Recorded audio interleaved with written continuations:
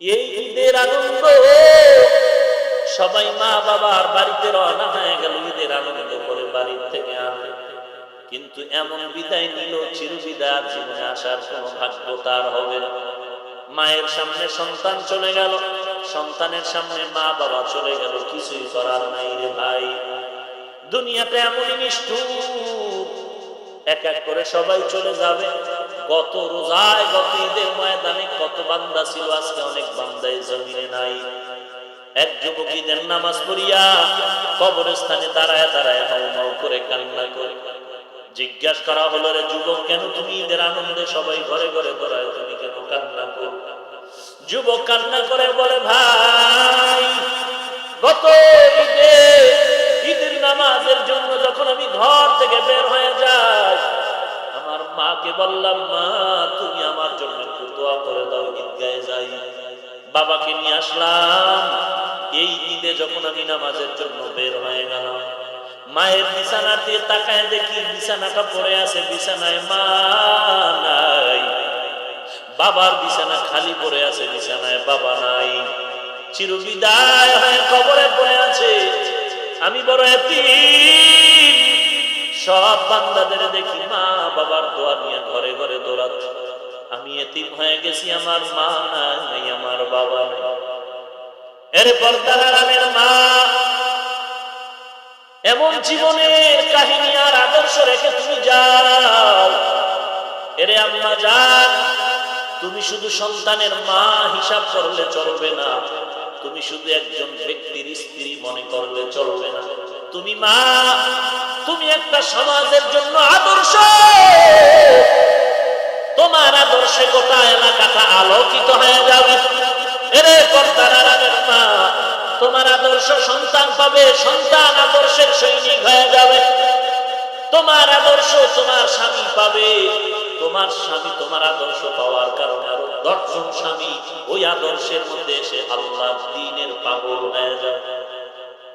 এরে আম্মা জান, তোমার আদর্শ তোমার সন্তান যদি পেয়ে যায়, আর ওই সন্তান এলাকার আরো 10টা সন্তানের মজমায় যদি বসে যায়, তোমার আদর্শ সন্তান পাওয়ার কারণে ওই আদর্শের বরকতে এলাকার 10টা সন্তান আদর্শবান হয়ে যাবে। তুমি মা শুধু একজন সন্তানের মা নয়, তুমি একজন আদর্শ নারী। তোমার আদর্শ উম্মতের জন্য, জাতির জন্য একটা মাইলফলক হয়ে থাকবে। বিশ্ব দার্শনিক আল্লামা ইমাম গাজ্জালী রাহমাতুল্লাহি আলাইহি বলেন, প্রত্যেকটা সন্তানের জন্য মা হলো প্রাথমিক শিক্ষা প্রতিষ্ঠান। মা সন্তানকে যা শিক্ষা দিবে, সন্তান তাই শিখবে রে মা। সন্তানকে যদি তুমি আল্লাহ শব্দ শিখাও, সন্তান তোমার থেকে আল্লাহ শব্দটাই শিখবে। এরে পর্দার আড়ালের মা, এজন্য নিজের আদর্শটাকে সুন্দর করে নাও। তোমার আদর্শ এমন ক্লিন হতে হবে যে আদর্শের মধ্যে কেউ মিথ্যার আওয়াজ খুঁজে পাবে না। তুমি মায়ের আদর্শের মধ্যে কোনো গালাগালির আওয়াজ কেউ পাবে না। কারণ মা, তুমি যে আদর্শে চলবে, সন্তানগুলো দেখে দেখে আদর্শবান হয়ে যাবে। মা, তুমি যখন নামাজ পড়ো, দেখবা তোমার বাচ্চাটা, তুমি যেমন ওযু বানাও, বাচ্চাটা মায়ের দিকে তাকায় তাকায় ওযু বানায়, পারে না, তারপর মায়ের মতো হাত ধুয়ে মুখ ধুয়ে। আল্লাহর কসম করে বলছি, নিজে নিজে প্রমাণ করে দেখেছি বাচ্চাদের অনুকরণ যে কেমন। মা ওযু বানাইয়া নামাজে দাঁড়ায় গেল, যায় নামাজে পারছে, বাচ্চাটাও দাঁড়ায় গেল। মা হাত বাঁধছে বুকে, বাচ্চাটাও হাত বাঁধলো। মা হাত বেঁধে দাঁড়ায় দাঁড়ায় আলহামদুলিল্লাহ সূরা পড়ে কেরাত পড়ে। বাচ্চাটা কিছুই বুঝে না, কিন্তু মায়ের ঠোঁট নাড়ানো দেখে নিজেও ঠোঁট নাড়ায়। মা যখন রুকুতে যায়, বাচ্চাটাও রুকুর মধ্যে চলে যায়। মা যখন সিজদায় চলে যায়, বাচ্চাটাও সিজদায় চলে গেল। মা সিজদা দিল না, কার কপাল মাটিতে ঠেকাইয়া, বাচ্চাটা নাক ঠেকায় না, বাচ্চাটা গালটারে মাটিতে লাগায়, মায়ের মুখে দিয়ে তাকায় দেখে মা ঠোঁট নাড়ায়, বাচ্চাটাও ঠোঁট নাড়ায়। আল্লাহ তাআলা ফেরেশতা পাঠায়, কয় দেখ ওই বাচ্চাটা ঠোঁট নাড়ায় কেন? বলে ওর মা ঠোঁট নাড়ায় এই জন্য। বলে ওর মা কি বলে? বলে ওর মা বলে সুবহানা রাব্বিয়াল আ'লা। আল্লাহ বলেন, ফেরেশতা আমলনামায় লেখো বাচ্চাটাও বলে সুবহান রাব্বিয়াল আ'লা। এই বাচ্চাটার যত সওয়াব, সব সওয়াব তুমি এই মায়ের আমলনামায় জমা করে দাও। এরে পর্দার আড়ালের মা, আমি হাফিজুর রহমানের মাও মা, তুমিও মা। বড় পীর আব্দুল কাদের জিলানীর মাও মা, তুমিও মা। খাজা মাইনুদ্দিন চিশতি আজমিরির মাও মা, তুমিও মা। কে সে খাজা মাইনুদ্দিনের মা? যেই মা বলে রে ও মাইনুদ্দিন, আমি তোরে যতদিন দুগ্ধ পান করাইলাম, আমি তোকে এক ফোঁটা দুধ তোর মুখে বিনা ওযুতে দেই না। এর সন্তান খাজা মাইনুদ্দিন, জগৎ বিখ্যাত কুতুবুল আলম। এরে রহিতুল এলাকার মা বোনেরা, তোমার ছেলে মেয়েগুলো স্কুলে পড়লে চাকরি পাবে, তুমি বেন্ডিং করতে পারবা। মাদ্রাসায় পড়লে টাকা পাবে না, চাকরি পাবে না, না খেয়ে মরে যেতে হবে। বাংলাদেশের ইতিহাস থেকে একটা প্রমাণ দেখাও, আল্লাহর কোরআন করে, নবীর হাদিস করে, সুন্নতের আমল করে, বলো কে না খায় মরে গেল? এমন একটা প্রমাণ তো নাই। যদি তুমি দুনিয়ার লাইনে কিছু শিক্ষা শিখাতে চাও, হ্যাঁ, নিষেধ করা যাবে না, কারণ মাদ্রাসায় পড়লে আলেম হবে, মুফতি হবে, মুহাদ্দিস হবে, কিন্তু অন্য লাইনে ডাক্তার হওয়া কঠিন, ইঞ্জিনিয়ার হওয়া কঠিন। আবার কেউ যদি ইঞ্জিনিয়ার, ডাক্তার, ডক্টর হতে চায়, ওই বান্দার জন্য মুহাদ্দিস, মুফাসসির, মুফতি হওয়া আর এক লাইনে কঠিন। অতএব এই লাইনের বান্দাগুলো থাকবে, মুফতি হবে, মুহাদ্দিস হবে। তবে তোমার সন্তানকে যদি ডাক্তার বানাও, ধন্যবাদ, তবে ডাক্তার বানানোর পেছনে আগে কোরআনের শিক্ষাটা দিয়ে নিয়ে যাও। আগে মাদ্রাসায় কোরআন পড়ায়, তারপরে ইঞ্জিনিয়ার বানাও। কারণ গোটা দুনিয়ার বেঈমানরা চ্যালেঞ্জের মুখে দাঁড়ায় গেল, মুসলমানের ঔষধ দিবে না, কোনো বিল্ডিং তৈরি করতে দিবে না, কোনো গবেষণার রাস্তা খুলতে দিবে না। আজ আমার মুসলমান সন্তান ভাইয়েরা যদি স্কুল কলেজে ভার্সিটিতে পড়ে ডাক্তার, ডক্টর, ইঞ্জিনিয়ার হতে পারে, এটা আমাদের মুসলমান বিশ্বের জন্য বড় গৌরব। বেঈমানের কাছে জুতা মেরে বলতে হবে, রে বেঈমান, তোদের মতো ডাক্তার আর তোদের সরবরাহ করা ঔষধ লাগবে না, আমাদের মুসলমানের জন্য আমাদের মুসলমান ডাক্তারেরাই যথেষ্ট। মুসা নবীর যুগের একটা ঘটনা, একটা যুবক ছেলে অত্যন্ত গুনাহগার, এমন কোন অন্যায় নাই, করে নাই। এলাকার লোকেরা একটা বিশাল মিটিং করে পরামর্শ করে সিদ্ধান্ত নিল, এই সন্ত্রাসী বদমাশকে এলাকার থেকে বিতাড়িত করতে হবে। সবাই মিলে তার হাতে পায়ে বেঁধে এলাকার থেকে ভালো করে এলাকার থেকে দূরে জঙ্গলে ফালাইয়া দিল, যেন ওখান থেকে নিজের বাড়িটা চিনিয়ে আসতে পারে না, বহুত দূর ফালাইয়া দিল। কিছুদিন যাওয়ার পর পয়গম্বর মুসা নবীর কাছে আল্লাহ ওহী নাজিল করলেন। ওহী নাজিল করে বললেন, ও মুসা, আমার একজন খাস ওলি কামেল বান্দা আছে, তাড়াতাড়ি তার খবর। অমুক এলাকার জঙ্গলার কিনারায় আমার এক খাস বান্দা ওলি কামেল, জলদি করে যাও, খবর নাও। ওই বান্দা জমিনে আর জিন্দা নাই। তুমি মুসা নিজে গিয়া তার জানাজার ব্যবস্থা করো, তুমি ইমামতি করে দাফনের ব্যবস্থা করো। মুসা নবী আল্লাহর ওহী পাওয়ার পর উম্মতের নিয়ে রওনা হয়ে গেলেন ওই জঙ্গলার কিনারায় ওই আল্লাহর ওলিকে দেখার জন্য। এলাকায় গিয়া তাকায় দেখতেছে, এলাকার মানুষ পরামর্শ করে যে যুবকের হাতে পায়ে বেঁধে সন্ত্রাসী অন্যায় করার কারণে সবাই দূর দূর করে তাড়ায় দিল জঙ্গলার কিনারায়। আল্লাহ তার ব্যাপারে ওহী নাযিল করছে, আমার বান্দা ওলি কামেল, তাড়াতাড়ি জানাজা পড়ায় দাফনের ব্যবস্থা করে দাও। এলাকার সবাই আশ্চর্য হয়ে গেলেন, এত বড় সন্ত্রাসী, জাহান্নামের আসামি, গুনাহগার, এমন কোন গুনাহ নাই যার গুনাহ অত্যাচার থেকে এলাকার কেউ রক্ষা পেয়েছে, নাই। তার ব্যাপারে আল্লাহ বললেন, নাকি ওলি কামেল। দাফন হয়ে গেল, জানাজা হয়ে গেল। মুসা নবী আল্লাহর কাছে জানতে চাইলেন, আল্লাহ, এলাকার সবাই যারে হাত পা বেঁধে ফালায় দিল, বড় বাটপার, বড় সন্ত্রাসী, চাঁদাবাজ, অপরাধী, আপনি বললেন এই বান্দা নাকি ওলিয়ে কামেল কেমনে হয়ে গেল? মুসা নবীকে আল্লাহ বলেন, ওরে মুসা, তুমি জানো না আমি আল্লাহর মতো রহমান রহিম এই জমিনের মধ্যে আসমানের মধ্যে কেউ নাই। আমি আল্লাহ হলাম রব্বুল আলামিন। যখন সবাই তাকে ফালায় দিয়েছে, কেউ নেই, তার মা নাই, বাবা নাই, বন্ধু নাই, একা জঙ্গলের আল্লাহর বান্দা ওই জঙ্গলে থাকার পর চোখের পানি ছেড়ে এমন কান্না শুরু করলো, আল্লাহর উপরে এমন ভরসা করে আর বলল, আল্লাহ আমি জানি তুমি ছাড়া আর কেউ নাই, তুমি ছাড়া আর কোন দরজা থাকলে আমি সেখানে গিয়ে তওবা করতাম রে মালিক। এলাকার সবাই আমাকে গুনাহগার বলে হাতে পায়ে রশি বাঁধাইয়া এলাকার থেকে বহু দূর অচেনা এলাকায় আমাকে ফেলে দিয়ে গেল রে আল্লাহ।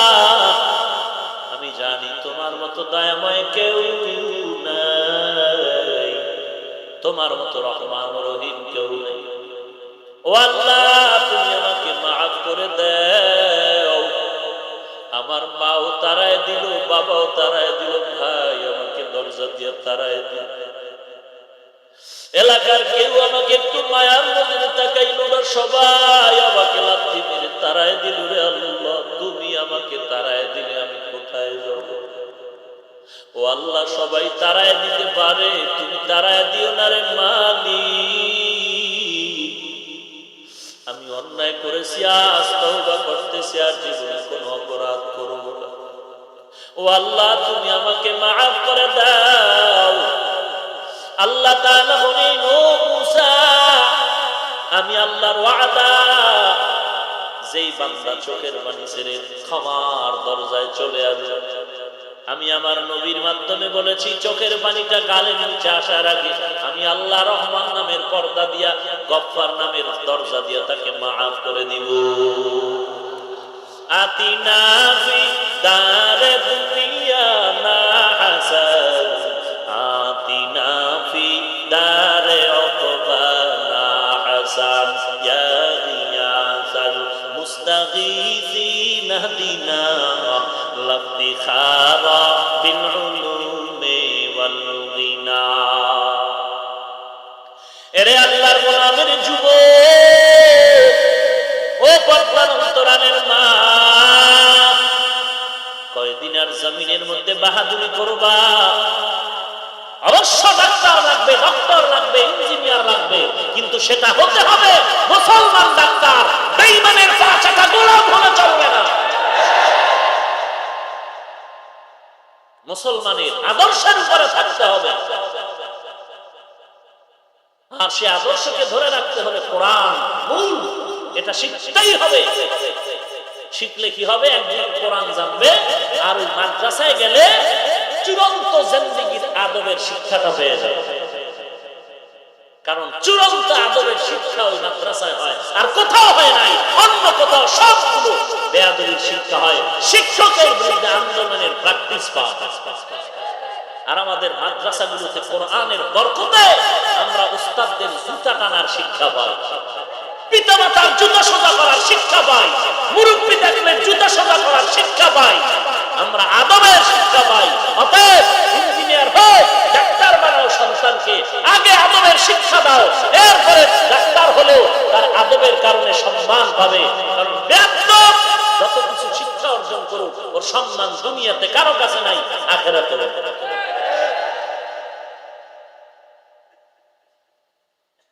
ডাক্তার তো অনেক আছে আপনার এলাকায়, ঢাকা শহরে, কেরানীগঞ্জ থানা পরবারে, কিন্তু সব ডাক্তারের কাছে রোগীর ভিড় কিন্তু সমান নয়। কারো কাছে একেবারেই নেই, কারো কাছে অনেক বেশি সিরিয়াল 2 মাস আগে দিতে হয়। কারণটা কি? সে বেশি শিক্ষা অর্জন করেছে এমন না। আরে ভাই, অনেক কম শিক্ষিত ডাক্তার, তার কাছে রোগীর ভিড় বেশি। তার সততা, তার ব্যবহার, তার চরিত্র, তার আদর্শ।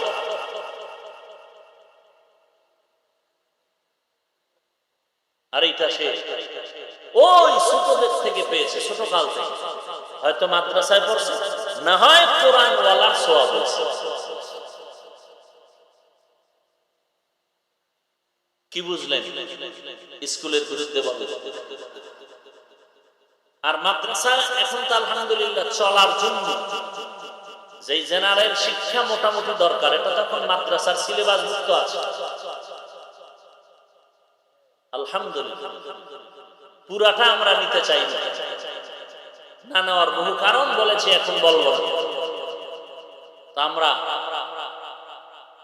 স্বামী যারা আছেন, সন্তানের বাবার চেয়ারে বসে আছেন,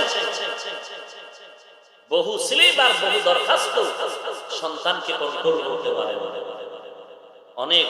এই ব্যারামে বেশিরভাগ বিত্তশালী টাকাওয়ালারা এই রোগে রোগী।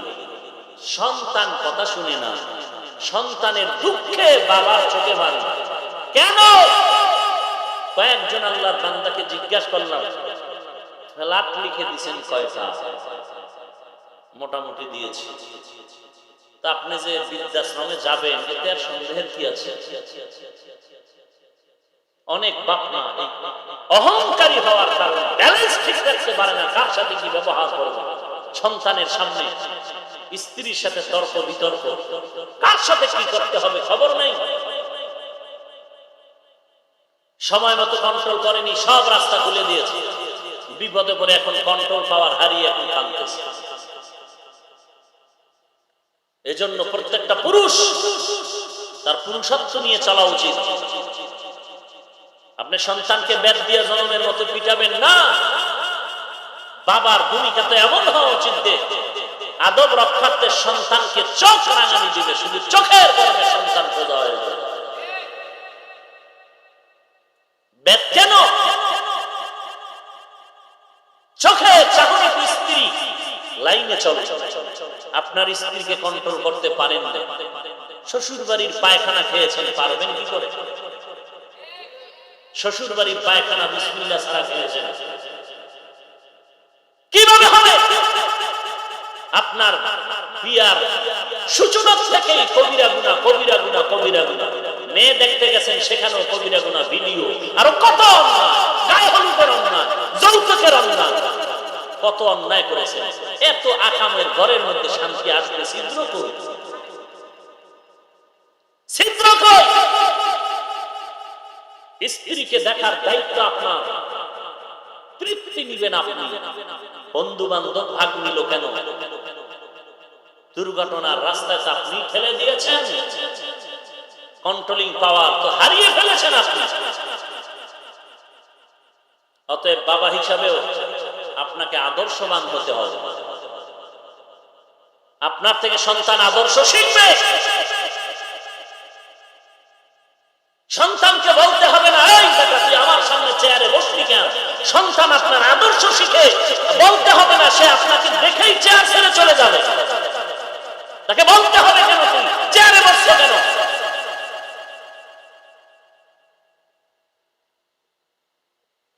আর কি বলবো, আপনি সন্তানকে বেপরোয়া করে ফেলেছেন। সন্তান অন্যায় করেছে, বাবাকে জিজ্ঞাসা করলো সন্তান এই আকাম করলো কেন?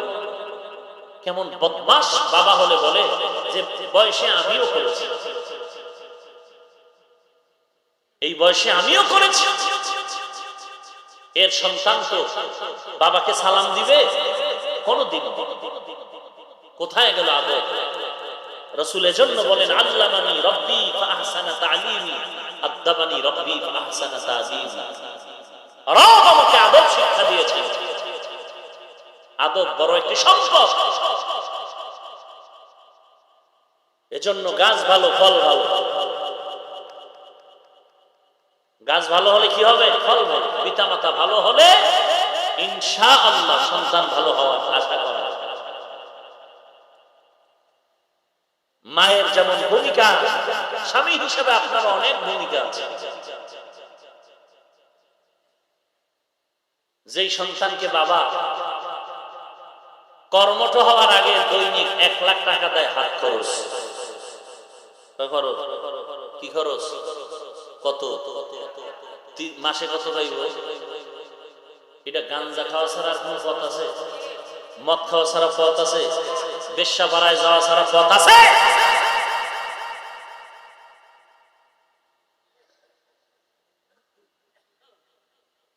আল্লাহ ওই উত্তরবঙ্গের ঘটনা অনেকবার বলেছে। সন্তান গিয়া কয় বাবারে সন্ধ্যাবেলা 10,000 টাকা দাও। বাবা জানে সন্তানকে টাকা দিলে নেশা পান করবে। বাবা বলে 1 টাকাও দিব না। আর কি বাবাকে মায়ের শুরু। উত্তরবঙ্গের ঘটনা, বাবাকে মারতে মারতে রক্তাক্ত করে ফেলেছে।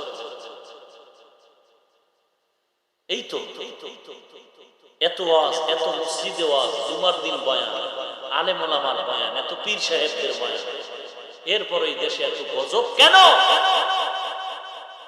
আলেম ওলামাদের প্রতি শ্রদ্ধা কমায় দিতেছে। আর ইদানিং খেলে তো আলেম লাগে না স্লোগান চলছে।